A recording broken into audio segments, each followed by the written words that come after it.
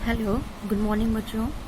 तो आज हम पढ़ेंगे समय बेग ग्राफ। ओके, कल मैंने आपको बताया था टाइम और डिस्टेंस के बीच में ग्राफ। तो अभी हम पढ़ते हैं समय बेग ग्राफ। इसको शॉर्ट में बोलते हैं velocity time graph. It means VT graph. Okay, so first point is एक समान गति के लिए VT ग्राफ। ओके, एक समान गति तो आपको पता है, ठीक है, जो टाइम के साथ बढ़ती जाती है, ठीक है।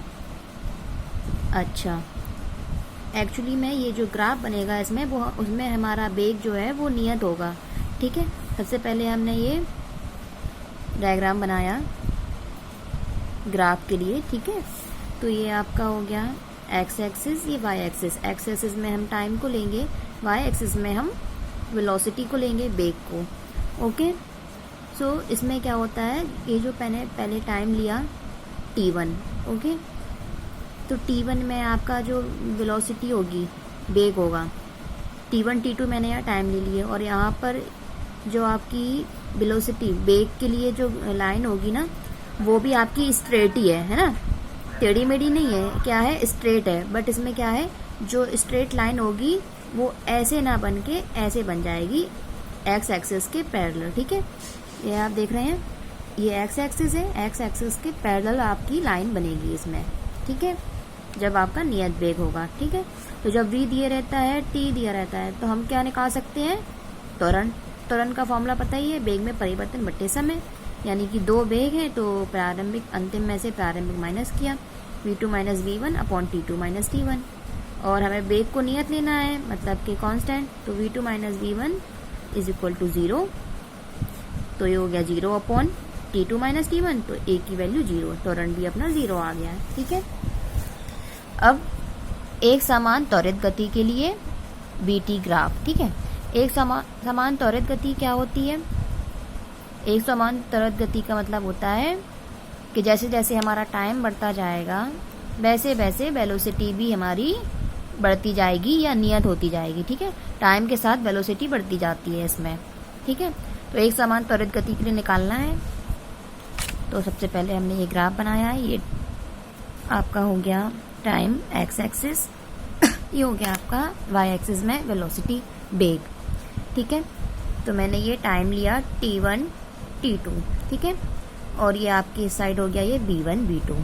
तो जब आप देखेंगे ये आपका, ये आप देखेंगे ना T1 T2 V1 V2, अच्छा ये आपका सॉरी B1 है, ठीक है, और ये आपका V2 है, राइट। तो ये आपने लिया T1, ये हो गया आपका V1, ठीक है। तो ये एक लाइन आप बाद में ड्रॉ करेंगे। ऐसी सेम आपने ये T1 टाइम आपने बढ़ाया, ठीक है, फिर T2 टाइम और चलाइए, तो इसकी वेलोसिटी हो गई है। और जब आप इसमें जो ग्राफ है ना वो प्लॉट करेंगे, ग्राफ बनाएंगे, तो स्ट्रेट लाइन बनेगी इस टाइप से, ठीक है। मतलब कि जैसे जैसे आपका टाइम बढ़ा वैसे वैसे आपका बेग बढ़ा। देखो टाइम बढ़ा तो ये बेग बढ़ा, फिर टाइम बढ़ा तो ये फिर से बेग बढ़ गया, और जो ग्राफ है वो सीधी स्ट्रेट लाइन मिल जाएगी, ठीक है। इस पॉइंट को मैंने जिस पर ये मिला है इसको A बोल दिया, इसको मैंने B, इसको C, ये V1 V2 है, ये T1 T2 है, ठीक है। अच्छा, अब हमें त्वरण निकालना है, एक समान त्वरित की बात हो रही थी, तो त्वरण का फॉर्मूला पता ही है, V2 minus V1 upon T2 minus T1, ठीक है। यही लिखा है यहाँ पर कि एक समान त्वरित गति में क्या होता है, समान समय अंतराल में बेग में समान वृद्धि होती है। जितना टाइम इंक्रीज होगा उतना ही आपका बेग बढ़ता जाएगा, ठीक है, वस्तु में जो भी गति हो रही है उस दौरान, ठीक है। तो अब थर्ड टाइप है असमान त्वरित गति के लिए VT ग्राफ, ठीक है। अभी पढ़ा था एक समान, अब क्या पढ़ रहा है, असमान। तो असमान से आपको समझ में आ रहा है, एक समान में हमें ग्राफ स्ट्रेट मिलता है, असमान में हमें जो ग्राफ है वो स्ट्रेट नहीं मिलेगा। मतलब टाइम के साथ वेलोसिटी जो बेग है वो घटता बढ़ता जाएगा, ठीक है, अलग अलग होगा। उसमें सेम हो रहा था, इसमें अलग, तो यही डिफरेंस है। जैसे ये टाइम मैंने T1 लिया, ठीक है, T1 टाइम लिया तो ये आपका बेग है इतना आ रहा है, ठीक है। फिर T2 टाइम चलाइए तो बेग थोड़ा और बढ़ गया, फिर T3 टाइम में बेग थोड़ा और बढ़ गया। मतलब कि जब आप ग्राफ बनाएंगे ना तो ग्राफ सीधी रेखा ना बनकर ये कर्व टाइप की बन जाएगी। तो यही होगा आपका असमान त्वरित गति के लिए ग्राफ, ठीक है। तो ये आपका T1 T2 T3, ये हो गया आपका पॉइंट B1, ये B2, ये B3, ठीक है। और ये जो एरिया होगा यहाँ से आपका त्वरण मिलेगा, तो इसे A1 बोल दिया जब, ठीक है। ये जो आपका एरिया है यहाँ से त्वरण A2 मिलेगा, यहाँ से त्वरण, ये जो पार्ट है इस एरिया से त्वरण निकाल सकते हैं हम, तो ये A3 बोल दिया इसको, ठीक है। तो अब हम ये लिखेंगे, देखो इसमें 3 है वेलोसिटी और 3 टाइम, तो ठीक है। इसमें क्या करेंगे, T2 में से T1 को माइनस करेंगे, T2 में से T3 को माइनस करेंगे, ठीक है।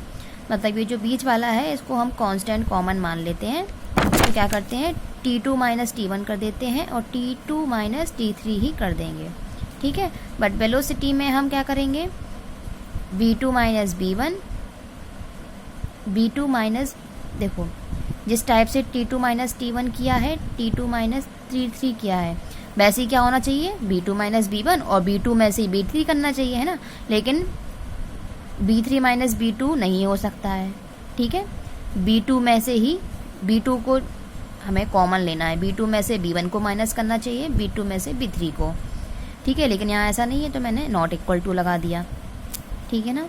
तो अब जैसे हम त्वरण निकालते हैं, त्वरण निकालने के लिए B2 minus B1 upon T2 minus T1 और B3 माइनस B2 में T3 माइनस T2 हम करेंगे, तो ये नॉट इक्वल होगा, क्यों, क्योंकि ये देखो यहाँ पे, ये तो देखो ये तो हमने B2 में से B1 कर दिया माइनस, ये तो ये वाला सही है, लेकिन ये B3 में से B2 नहीं कर सकते, B2 में से एक माइनस करना था हमें, है ना। जो यहाँ पर रॉन्ग था तो यहाँ पर भी ये रॉन्ग होगा इस वजह से, ठीक है। और टाइम को भी मैंने T2 माइनस T3 लिखना था, इस वजह से ये कंडीशन नहीं हो सकती है अप्लाई। यही वाली कंडीशन में हम वेग को रख के अप्लाई कर सकते हैं B2 में से माइनस करके। तो ये A2 था, ये A1 था, तो A2 जब ये इक्वल नहीं है तो A2 और A1 भी इक्वल नहीं होंगे, ओके। इसमें और भी ग्राफ्स हैं, वो हम कल पढ़ेंगे।